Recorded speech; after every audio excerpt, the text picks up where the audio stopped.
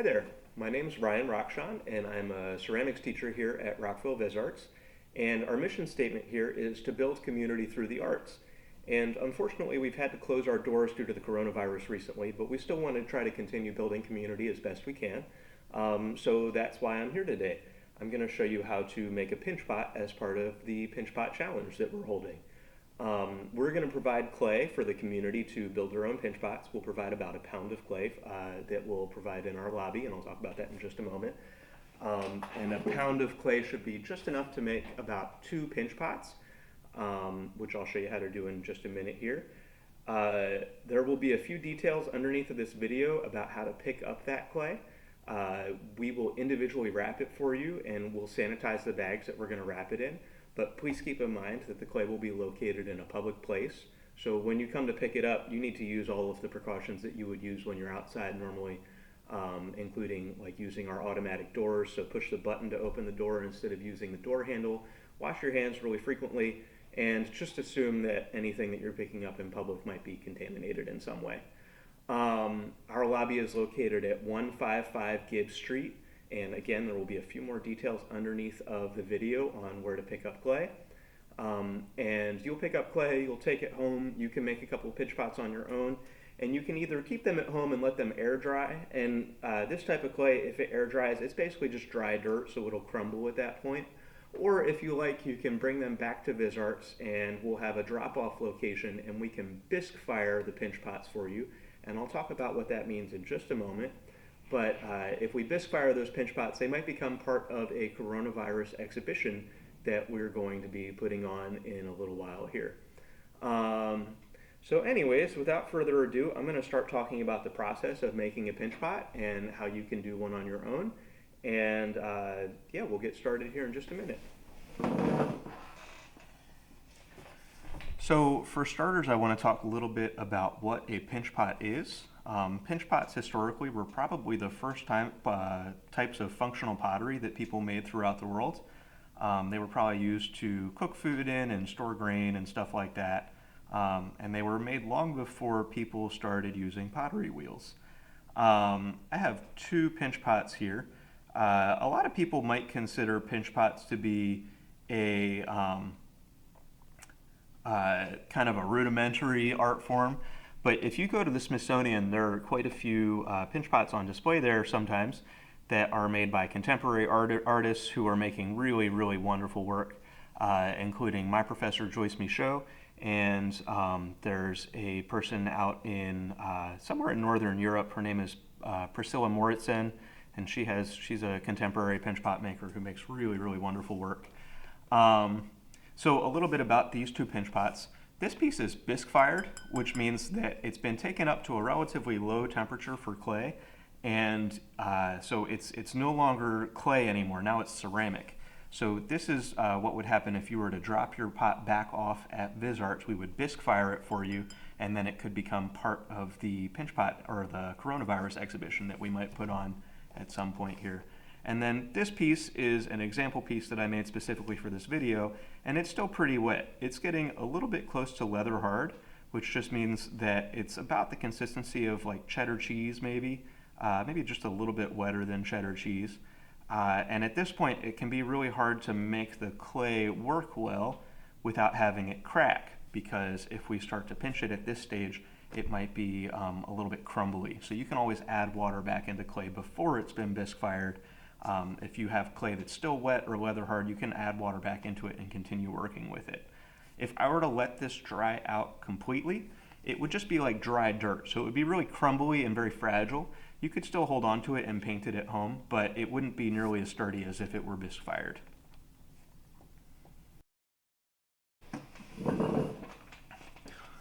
So I'm going to start with a ½ pound ball of clay. And this is a relatively comfortable size for me to make a pinch pot with. We're going to give you a pound of clay in the bag that you'll pick up in our lobby. So you could split that in half or even in quarters if you have smaller hands than mine. And you'll be able to make quite a few pinch pots with that ball of clay that you'll pick up in our lobby. Now the first thing I want to do is I kind of want to work this into a nice ball. And as I'm working it into that nice ball, I might use my thumb to kind of smooth things out as I go, right? So just smoothing out any little funny cracks or anything and trying to keep this ball as round as possible without any lumps.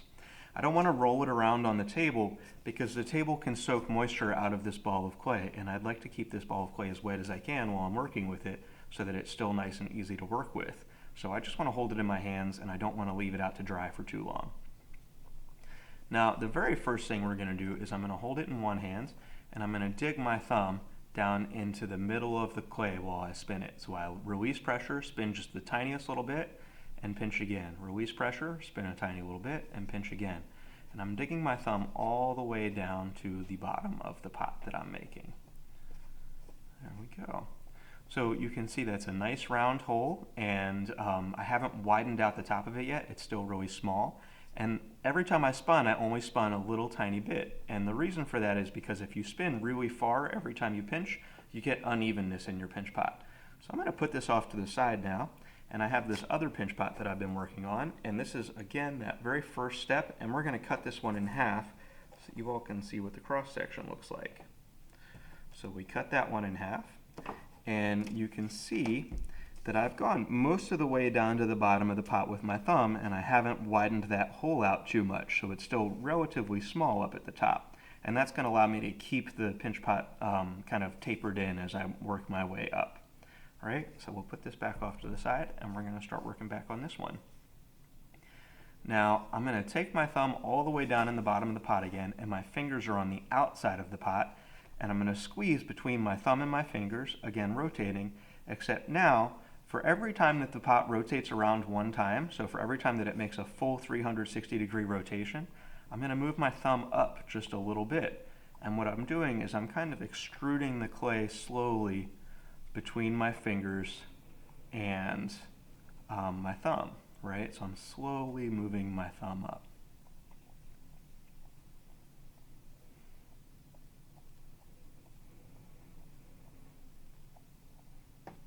I like to teach pinch pots as one of the first assignments that I have even in my wheel throwing classes, because making a pinch pot is a lot like slow motion wheel throwing. So if you're learning to use the pottery wheel, this is a really good exercise to understand how the clay moves on the wheel as it's spinning, right? Because we're spinning and slowly pinching our clay up. So I've moved a little bit of my clay up, right? And you all can't really see inside of this piece too well. So I have another piece here, which again is now at this second step of the process, and we're going to cut this one in half, and you guys will see what that looks like on the inside. Wrap my wire around here, and we'll cut this in half. And what you all can see, this unfortunately got a little bit dented on the bottom there. There we go. What you all can see is that I started in the middle, and as I was spinning, I was moving my thumb up and out, and as I got my thumb to right here, I'm slowly pinching that clay. And every time I rotate around at least one time, I move my thumb up just a little bit and continue pinching the clay out, right? There we go. So let's keep working on this one again now. So I'm moving my thumb up the wall of the pot, keeping it relatively round if I can, unless you want a different shape. And if I start to get little teeny tiny cracks that start to form, I want to kind of nip those in the bud. So before they grow too big, I want to make sure to control those, right?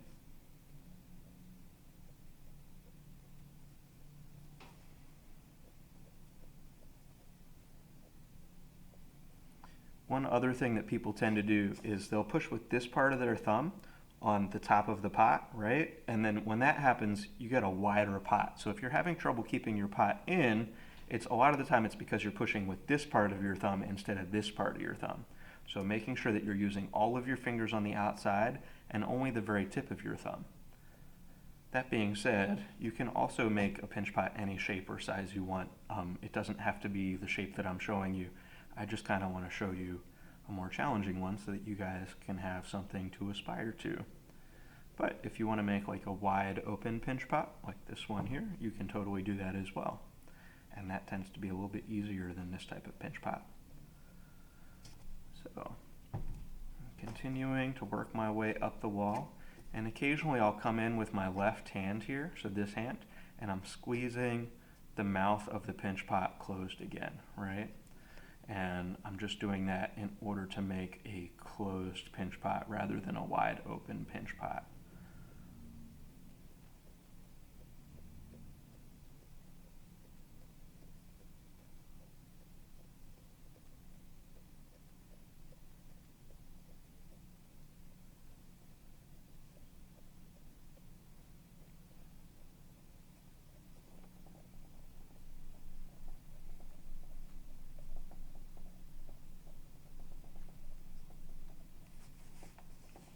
You can also, so I'm actually left-handed, but I'm using my right hand to do the pinching here. And my right hand is getting a little bit tired. My thumb is getting a little bit worn out. So I can switch over to using my left hand on the inside, which can be a little bit difficult if you're not super ambidextrous. But it's something to be, maybe you can practice your ambidexterity while you're quarantined inside. Who knows?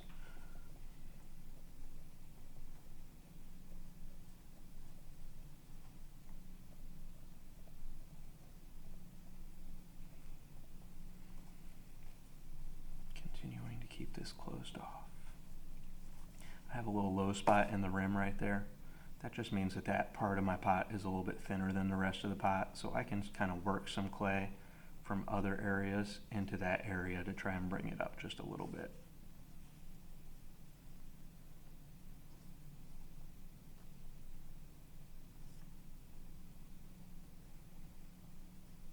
There we go.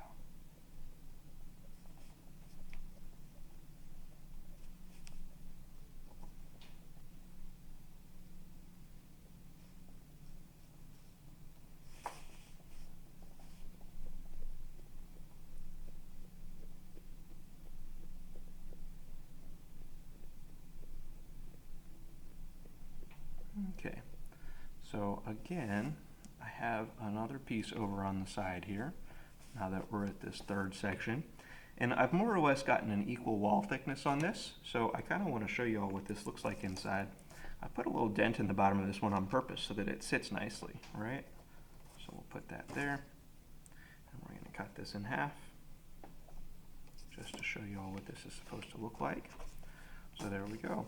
I have very, very slowly worked my thumb all the way from the bottom up to the top, right? This took me several minutes to get here. So at this point, I'm going to try and bring this part in here, and I'm going to roll the top part out so I have kind of a nice vase shape, right?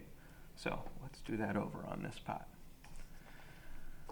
First I want to bring this whole piece of clay in up at the top, right?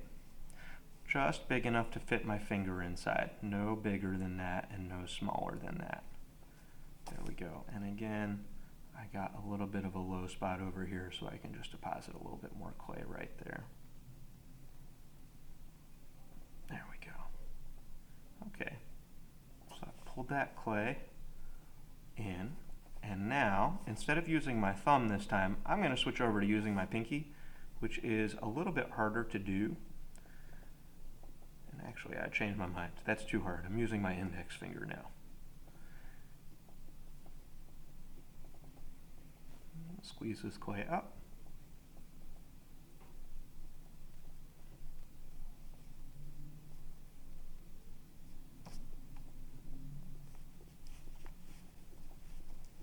Just trying to maintain an equal thickness throughout the wall of the pot, just so it feels nice and balanced. Coming back every so often to collar in this area here with my fingers, right? Just using all 4 fingers to squeeze in right there.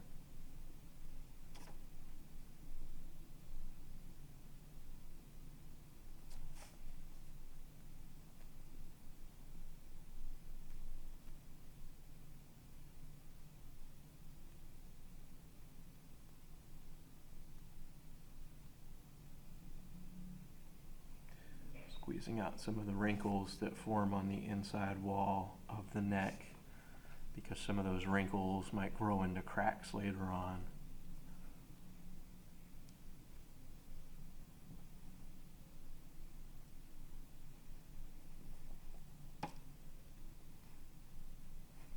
Okay. So at this point, this pot is still pretty wet, right? So this pot kind of feels like the consistency of mozzarella cheese at this point. And what that means is that the harder that I squeeze, the more likely I am to dent the pot. So I'm going to put this one off to the side for a moment. I'm just going to put a little dent in the bottom so it'll sit nicely on the table. And we'll pull this other pot into the frame. And this one's been sitting around for about an hour, maybe two. So I can come back and I can much more thoroughly smooth this piece out, right? So this piece, it's fairly easy to put a reasonable amount of pressure. And as I put pressure on this piece, it's not going to dent, and that means that I can smooth it out by dragging my thumb along the surface. Now, it's important to catch this clay at this consistency when it's ready to be smoothed and not let it get any drier, because if it gets too dry, you'll have a lot of trouble smoothing it there. Now, I want to talk a little bit about cleanliness and safety. We're using a red clay here in this video so that it has high contrast with the table that you're seeing in the background in my hands. But we're going to give you all a gray clay. First of all, because gray clays are a little bit easier to clean. They're not going to stain your clothing very much, and you'll be able to wipe them up a little bit easier. But one last thing I want to talk about is the danger of ceramic dust. So we try to mop our studio here as much as we can, and we try to sponge things up pretty well. And the reason for that is because silica dust can be an irritant for your lungs, and over time, if you're breathing in a lot of silica dust, which clay has some silica dust in it, but over many, many decades, if you breathe in lots and lots of silica dust, it can be really bad for your health. So when you're done, you can just kind of sponge this up with a normal sponge if you're working on your kitchen table or something, and you should be all right. Just rinse the clay down your drain because there shouldn't be that much of it. If you have lots and lots of clay, I wouldn't put it down your drain because it can clog up your drain. But if you have little crumbs like this, that shouldn't be a big deal. But if you have lots and lots of clay, try to get it into your trash can or maybe wash it with your hose outside, something like that.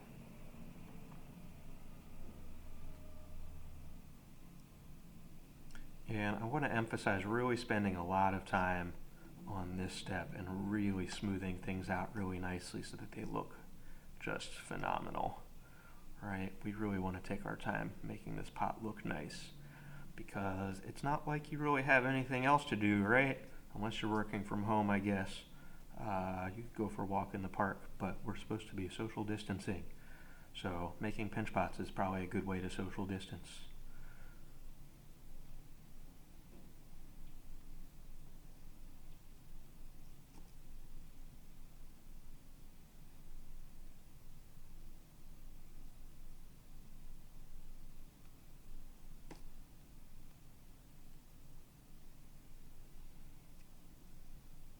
At this point, if I accidentally push too hard on this pot, it's impossible for me to get my finger back into that hole. So if I push too hard, I can't really open this back up. So I want to be really, really careful not to dent this pot while I'm smoothing it back out, because if I dent it, it's kind of stuck that way. Okay, so that's about as clean as I can get that pot now. I would come back in about an hour, maybe another 2 hours, and smooth this out some more when it gets to another level of dryness. So again, right now it's about the consistency of cheddar cheese. If I could get it to the consistency of maybe Parmesan cheese, so a little bit harder than cheddar, I would continue to smooth things out. But very last thing we're going to do is we're going to cut this pot in half, and we'll be able to see the inside of this pot to see our wall thicknesses and what we should be aiming for. There we go. Nice even wall thickness. So I hope that this has staved off a little bit of boredom, and maybe you'll be able to make a pinch pot on your own at home. And look below the video here for more details on how to pick up clay and how to drop your clay back off, and any other details you might need for this project.